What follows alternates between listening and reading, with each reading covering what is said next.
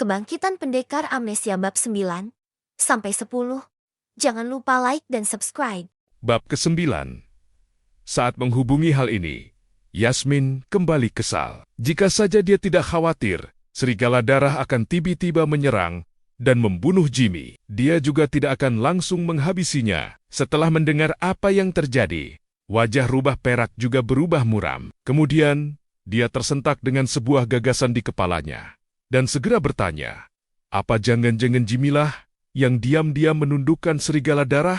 Mungkin dia seperti ahli tersembunyi di novel-novel. Wajah cantik Yasmin merengut. Dia menepuk pelan kepala rubah perak dan mengomelinya. Daripada baca novel-novel bodoh itu melulu, berlatihlah untuk meningkatkan kekuatanmu di saat senggang. Kalau dia memang sekuat itu, apa mungkin dia akan takut pada serigala darah seperti tadi? Benar juga, sahut rubah perak, meringis canggung sambil menggaruk kepalanya. Yasmin memutar bola matanya, lalu menginstruksi, carikan tempat tinggal di Bataram. Aku ingin tinggal di sini untuk sementara waktu.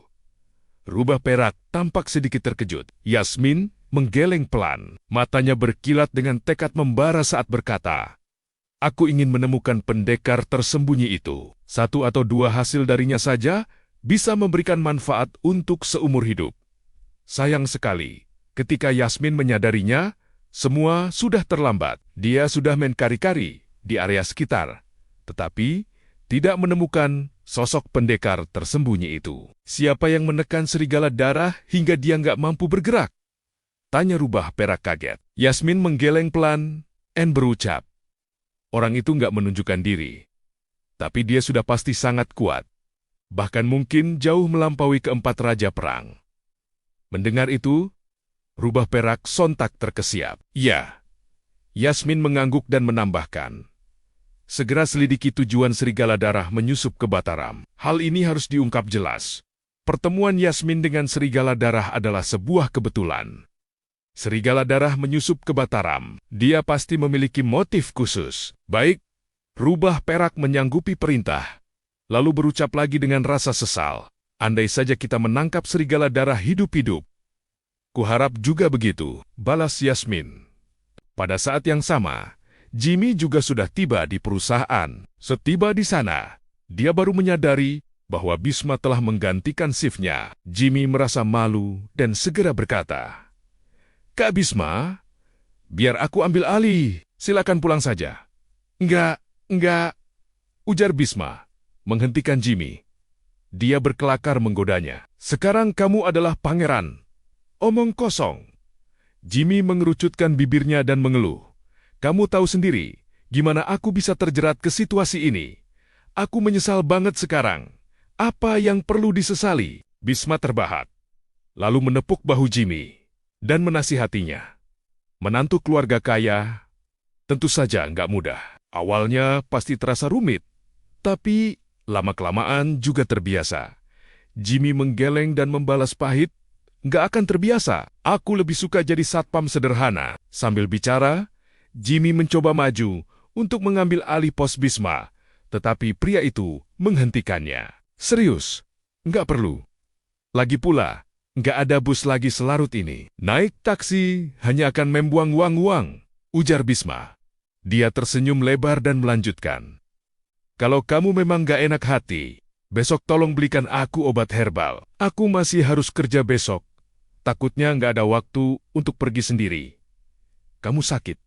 Sakit apa? Tanya Jimmy dengan cemas. Sambil menggelengkan kepala, Bisma perlahan mengambil botol termos di meja. Dia menghela napas dan berkata, saat seseorang sudah mencapai usia parubaya, nggak ada pilihan selain menjaga pola makan dan minum. Bab ke-10. Keduanya mengobrol santai sambil bergurau. Tetapi Bisma bersikeras menolak Jimmy mengambil alih shift malam itu. Tak punya pilihan lain, Jimmy akhirnya kembali ke asrama untuk tidur. Besok pagi, dia harus bangun pagi untuk membantu Bisma membeli obat. Setelah seharian yang panjang, begitu menyentuh ranjang, Jimmy tidak butuh waktu lama untuk terlelap. Kali itu, dia lagi-lagi memimpikan adegan kejam berdarah. Mimpi buruk itu membangunkan Jimmy pagi-pagi, Keesokan harinya, dia memijat pelan kepalanya yang berdenyut, memikirkan pelan mimpi aneh itu, lalu pergi mandi dengan linglung. Usai menyantap sarapan sederhana, Jimmy menaiki skuter listriknya ke toko obat Aramu untuk membeli obat Bisma. Saat itu, baru jam 8:30. Toko obat masih sepi pembeli. Jimmy membuka foto resep di ponsel dan menyerahkannya pada seorang dokter tradisional, memintanya menyiapkan obat sesuai resep itu. "Anak muda, kelihat tubuhmu agak lemah," ujar dokter tradisional itu sambil membetulkan letak kacamatanya. Dia melempar senyum penuh arti pada Jimmy. Jimmy membalas dengan raut muram, "Obat itu kubeli untuk orang lain. Tubuhku sehat-sehat saja." Dokter tradisional itu bergumam mengerti, tetapi sorot matanya jelas memancarkan ketidakpercayaan. Jimmy tidak tahu harus berkata apa lagi, dan hanya mendesak agar obat pesanannya segera disiapkan. Tepat saat dokter tradisional itu hendak bekerja, sebuah mobil mewah mendadak berhenti di luar. Seorang pemuda bergegas turun sambil membopong pria paruh baya menuju toko obat Aramu. Begitu terburu-berunya, sampai lupa menutup pintu. Begitu masuk, dia berseru dengan panik, "Pak Mukhtar! Pak Mukhtar!" Mendengar namanya dipanggil, Mukhtar Buana refleks menoleh. Melihat Jaka berlari masuk dengan menggendong seseorang di punggungnya. Mukhtar pun melupakan niatnya untuk mengambilkan obat pesanan Jimmy. Dia segera mendekat sambil bertanya bingung, "Kenapa Pak Argani pingsan lagi?" "Aku juga nggak tahu." Jaka mencari tempat untuk membaringkan Argani Pratama, lalu menjelaskan dengan cemas, "Aku menemani Pak Argani keluar mengurus beberapa hal. Lalu di tengah jalan, dia tiba-tiba pingsan." "Pak Mukhtar, tolong periksa Pak Argani." "Anak muda, aku harus menangani pasien dulu. Kalau kamu nggak terburu-buru, tunggulah putraku kembali untuk mengambilkan obatmu. Dia akan kembali belasan menit lagi. Kalau terburu-buru, kamu bisa mencoba toko obat lain," ujar Mukhtar. Jimmy mengangguk, tidak berkata apa-apa. Mukhtar segera memeriksa denyut nadi Argani. Masih masalah kurang energi dan darah yang sama, tapi kondisinya jauh memburuk dari sebelumnya. Mukhtar menarik tangannya dan bertanya pada Jaka, "Apa Pak Argani nggak minum obat yang kuresepkan?" "Ada. Dia minum tepat waktu setiap hari.